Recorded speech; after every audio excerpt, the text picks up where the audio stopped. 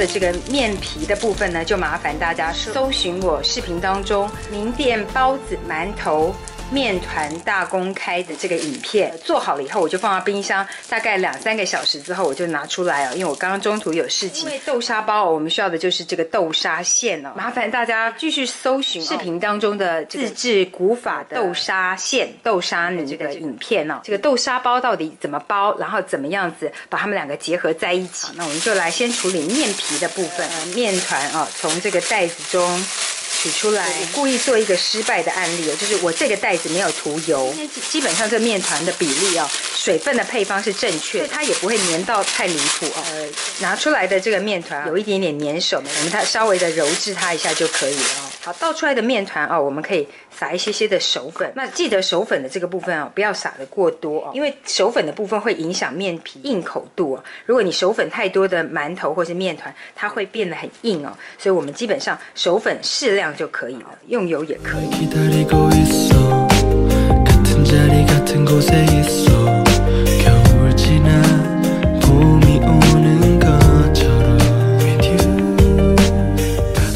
好的面团哦，我们大概就是放置在室温当中哦，大概10到15分钟就可以来操作了。那我现在捏了以后，它会有一点点这个抵抗的时候，就是面团啊，我们就需要让它稍稍的松弛一下哦，我们再来操作会比较好操作。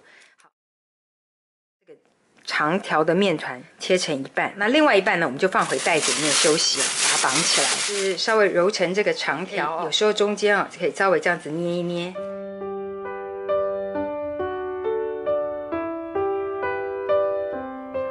制一下，然后我们这时候要分割了。那分割的技巧呢，就是大概我们这一半哦。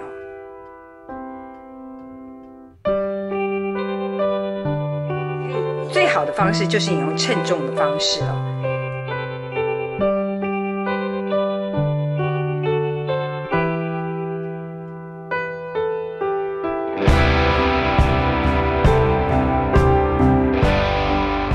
大约压下去，让它变成一个圆形哦就可以了。这边也是一样，一边是这样，一边是这样。我们就是沾点粉以后，从这边压下去，它就已经成为一个接近的圆形哦。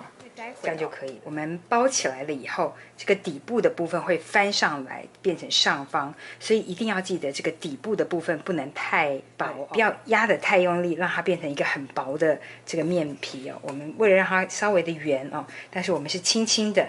让它形状稍微圆，但是我们有一定的厚度。这个用擀面棍的尾端，让它边边变薄。你看啊，我在转面皮的时候，我是靠擀面棍的尾端，轻轻的这样子滚动啊。你看，按下去，轻轻的滚几下，就是明显中间哦比较深色，边边比较薄哦。就大概是这样，这个底部没有够厚，会像这个包子一样。因为我们本来缩起来以后，我们是翻过来，让底部朝上哦。那这边比底部不够厚，变得比较薄，就会透出馅。那这样子的包子一样很好吃，没错，但是漂亮度就有减了哦。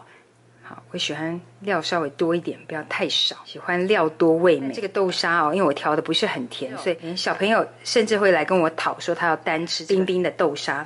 那其实这个很健康，因为我糖并不多。那我们自己家里又是用好的糖，我是用这个绵冰糖。如果呢你不会打折包子的话，你可以直接让它全部接到这里，就用手让它拱在一起。然后呢，开始就用这个手把它收起来。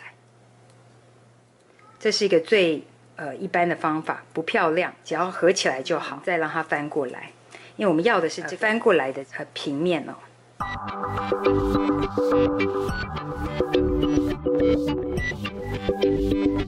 好，这时候呢，我们就要来这个做花纹，对角线先2条，这边2条。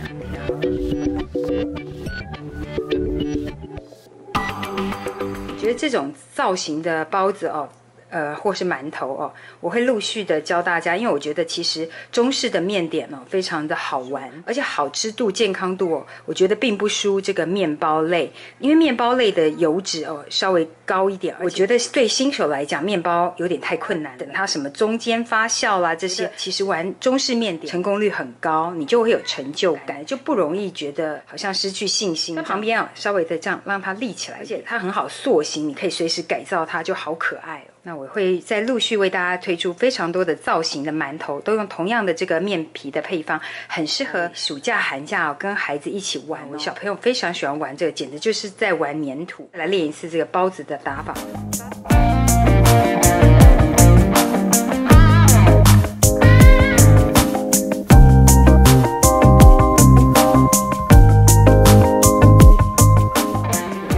练习哦，那你如果现在不想要用肉包的形状，就把它往下折一下，然后呢翻过来，好，稍微的整理一下形状，整个包子站立起来一点点，不然它会有点扁。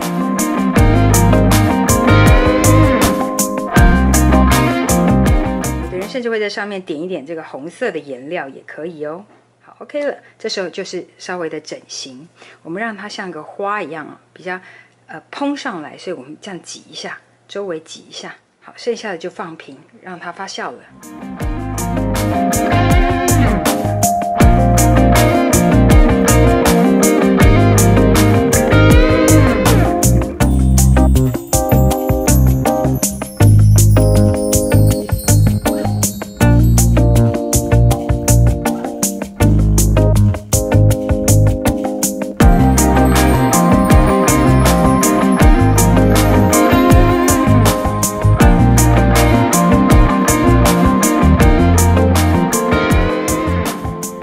现在呢，这个锅里的水大约用1杯半的水，但是我们不是要蒸到它跳起来哦，我们要计时。那大家这里面可以稍稍的垫高，但是不要太高，不然盖不起来。这个包子哦，我们先开这个保温键，保温键了以后呢，这个整个电锅里面的温度会慢慢的大概40几度，我们做好的包子哦，放进去这个电锅里面，我们就让它在保温的状态下，在里面哦，慢慢的发酵个15到20分钟。擀的动作或包的动作很快的话，那你可以放到15、20分钟。但是如果边做的过程中啊，其实你就已经在让包子休息的话，其实你就不用放这么久。我也是从第一个做到最后一个，我发现第一个其实已经休息够了，所以我整体就让它休息发酵个10分钟就好，开始按下启动键。那要计时13分钟。我们虽然放了1杯半的水，但我们没有要把它全部蒸完哦。那样子时间太久了。这个过程中我们绝对不要开盖，我们就让它一直在里面。13分钟到了哦，但是大家记得千万不要打开。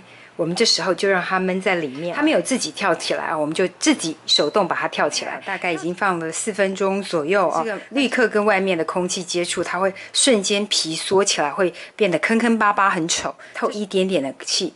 等到这个气哦，这个烟，我现场看得到有一些这个水汽跑出来，我们就让这水汽哦，慢慢的都跑出来。等到蒸汽通通都看不见跑掉的时候呢，温度也稍微降低的时候，我们打开来看看。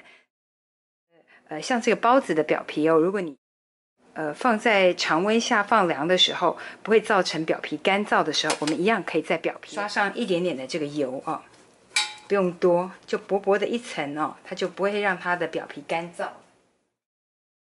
可以很明显看到，像这个包子哦，它是最大的。